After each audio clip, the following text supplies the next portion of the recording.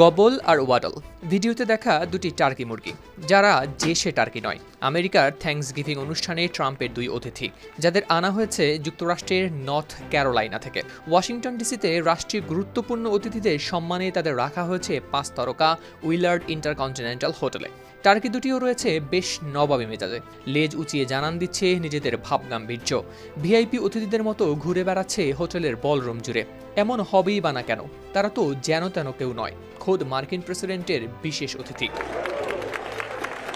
25 November মঙ্গলবার রোজ গার্ডেনে president Donald Trump ও first lady Melania Trump উদযাপন করেন ন্যাশনাল থ্যাঙ্কসগিভিং টার্কি প্রেজেন্টেশনের 78তম বর্ষপূর্তি। আমেরিকানদের কাছে এটি এমন এক মুহূর্ত যে অনুষ্ঠানে একটি Which is the world-class cable brand?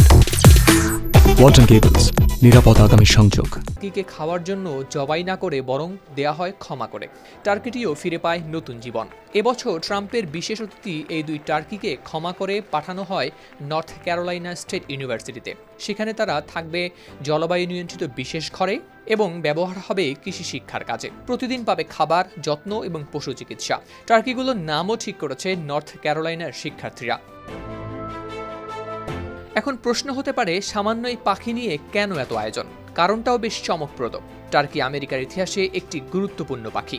একসময় আমেরিকার প্রতিষ্ঠাতা বেঞ্জামিন ফ্রাঙ্কলিন টার্কিকে দিয়েছিলেন আমেরিকার জাতীয় প্রতীক করার প্রস্তাব। টার্কিকে ক্ষমা করে দেওয়ার এই আধুনিক ঐতিহ্য অবশ্য শুরু হয় 1989 সালে প্রেসিডেন্ট জর্জ H.W. বুশের সময়। এরপর থেকেই এটি হয়ে গেছে আমেরিকার থ্যাঙ্কসগিভিং উদযাপনের নিয়মিত অংশ। হাওলাদার শামীম, RTV।